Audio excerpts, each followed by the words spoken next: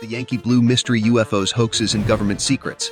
In the world of government secrets, some stories are so strange they sound like science fiction. UFO sightings, leaked military footage, mysterious programs — these are subjects that have captured public imagination for decades. But what if some of the most dramatic UFO claims were never about aliens at all? What if secrecy itself has become the most dangerous weapon of all? That is the story of Yankee Blue, a supposed Pentagon project tied to UFO sightings and classified experiments. For years, whispers about this program have floated through UFO communities and conspiracy forums. But recent investigations suggest that Yankee Blue may not have been evidence of aliens. It may have been a hoax engineered from within the system itself. Some files were never meant to be opened. Yet here we are. The UFO obsession.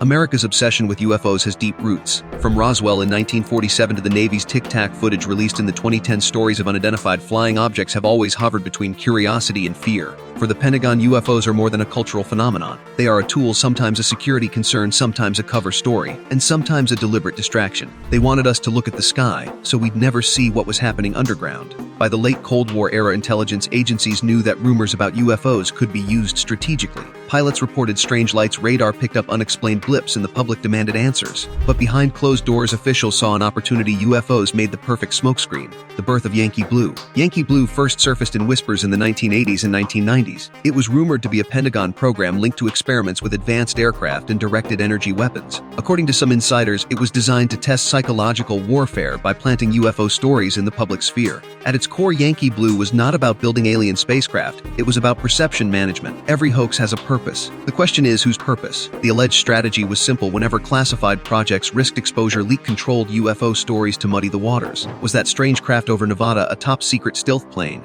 or a visitor from another world? By feeding UFO rumors, officials ensured that real military programs stayed hidden in plain sight. The hoax theory. What makes Yankee Blue stand out is the claim that it was never a genuine UFO program at all. Instead, it may have been a hoax created inside the Pentagon to manipulate both the public and foreign adversaries. What if the scariest part isn't that we're being lied to, but that we're believing it? Think about it. If you are developing cutting-edge technology, the last thing you want is for spies or journalists to understand what they are seeing. But if you can convince them it is an alien spacecraft, you redirect curiosity away from defense projects and into endless speculation. In that sense, UFO stories become a weapon of misinformation. If Yankee Blue was real, then its fingerprints may not be limited to America. In Rendlesham Forest, UK, US, airmen described glowing craft and beams of light. But what if they were guinea pigs in a psychological test? During the Belgian UFO wave, Europe panicked over black triangles. But those shapes look eerily like stealth aircraft the US unveiled years later. In Colors, Brazil, terrified villagers believed aliens were attacking them with beams of light. Yet decades later, some suspect it was a US experiment with directed energy weapons. Even the Ariel School incident in Zimbabwe, where children spoke of beings warning humanity, fits the profile of a psychological operation designed to manipulate perception. Maybe the greatest UFO mystery is not who visits us, but who manipulates us. Why the Pentagon might lie. The Pentagon's relationship with UFOs has always been complicated. Sometimes officials admit interest funding studies like the Advanced Aerospace Threat Identification Program (AATIP). Other times they dismiss sightings as misinterpretations of weather balloons or drones. The inconsistency is itself suspicious, so why lie? There are a few possible reasons. Covering technology from the U-2 spy plane to the B-2 bomber, experimental craft often looked like science fiction before they became public. UFO stories provided a cover. Psychological warfare during the Cold War. Feeding UFO rumors into Soviet intelligence networks could confuse adversaries. Managing panic. Calling strange phenomena unexplained could prevent panic about surveillance or advanced weapons. Controlling the narrative. UFOs spark endless speculation but rarely hard answers, perfect for keeping secrets buried. Behind every denial lies a shadow. The question is, whose shadow is it? How the hoax work? Reports suggest that Yankee Blue operated by combining truth with fiction. Real sightings of military craft were sprinkled with fabricated stories about aliens. Intelligence leaks were seeded into UFO communities where they spread like wildfire. And when questions reached Congress or the press, officials could dismiss them as harmless UFO hysteria. When truth and fiction collide, reality becomes the first casualty. In effect, the hoax fed itself. Enthusiasts searching for the truth became unwitting amplifiers of disinformation. Each blurry photo or leaked memo kept attention on extraterrestrials and away from the classified hangars where new weapons were being tested. The role of whistleblowers. Some of the loudest voices about Yankee Blue have come from supposed insiders, retired military personnel, intelligence officers, and contractors who claim to know the truth. But even these testimonies are murky. Some whistleblowers insist that the program was real and tied to alien technology. Others argue that it was a deliberate deception campaign.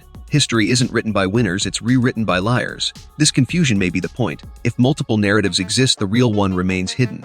Even now, decades later, researchers disagree on whether Yankee Blue was a genuine secret program, a hoax, or a mix of both. Why it resurfaced. The reason Yankee Blue is back in headlines is simple: the UFO debate is hotter than ever. In recent years, the Pentagon has declassified UFO footage, Congress has held hearings, and whistleblowers have claimed that the government is hiding evidence of non-human craft. Against this backdrop, the Yankee Blue hoax serves as a cautionary tale. Some stories are so unbelievable they have to be true, or worse, they were designed that way. If the Pentagon lied before, using UFO stories to cover its tracks, how much of what we hear today can we really trust? Are current UFO revelations genuine transparency, or are they another layer of manipulation?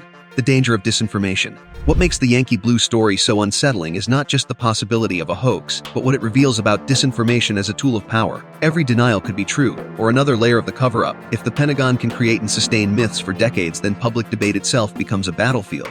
In this view, UFOs are less about aliens and more about control. Control of information, control of perception, control of fear and wonder. The truth, whether extraterrestrial or not, becomes secondary to the usefulness of the narrative. What if it was all real? Of course, there remains a possibility that Yankee Blue was not a hoax at all. Some argue that disinformation itself can be used to hide genuine secrets. By labeling real programs as hoaxes, officials could dismiss evidence of extraterrestrial contact while continuing to study it in secret. This paradox is what keeps the UFO debate alive. The scariest secrets are the ones whispered loudly because nobody believes them. Every denial could be honesty, or another trick. Every admission could be truth, or a smokescreen. In this fog, the public is left guessing. Why this matters now? The story of Yankee Blue is not just a Cold War curiosity. It speaks directly to the present moment. Governments worldwide are grappling with unexplained aerial phenomena. New technologies like drones, hypersonic missiles, and advanced surveillance make the skies more crowded than ever. What if the conspiracy isn't about hiding aliens, but about hiding ourselves from the truth? In this environment, UFO narratives continue to be powerful tools, whether for distraction, deception, or genuine inquiry. For the public, the lesson is clear: do not take every revelation at face value. Ask who benefits from the story being told. Yankee Blue exposes a chilling truth about secrecy. Myths can be stronger than facts when wielded by power. It suggests that UFO stories were sometimes manufactured or amplified to conceal classified programs, turning public wonder into a strategic curtain. When governments seed confusion, mixing real test flights with fabricated alien tales, they gain plausible deniability. That denial corrodes accountability and distorts democratic oversight. Citizens demand answers but receive spectacle. Investigators chase phantoms while sensitive projects continue unseen. Disinformation also warps the international arena. Adversaries intercept false signals, misread intentions, or waste resources chasing illusions. Even sincere whistleblowers become lost in the static, their credibility shredded by competing narratives. Beyond national security, Yankee Blue shows a deeper cultural harms, a society trained to distrust official explanations yet eager for conspiracies. This paradox breeds cynicism and fuels polarization, making collective responses to real threats, pandemics, climate change, technological risks, harder to mount. If true, Yankee Blue warns that the most dangerous technology may be not a weapon, but the manufactured story used to hide it. Because once truth is weaponized, public consent and democratic control evaporate. We must demand transparency, stronger oversight, and robust independent investigations. The Yankee Blue hoax, if indeed it was a hoax, reveals the deep entanglement of secrecy, strategy, and myth in modern government. It shows that UFOs are not just about lights in the sky. They are about the manipulation of perception. They are about the ability of institutions to shape what people believe even when the evidence is uncertain. So did the Pentagon lie about UFOs? The answer may never be fully clear, but what we can say is this: Yankee Blue proves that the line between truth and deception has always been blurry. And as long as UFOs remain a subject of fascination, that line will continue to shift, pulled by governments, intelligence agencies, and the public's endless hunger for mystery.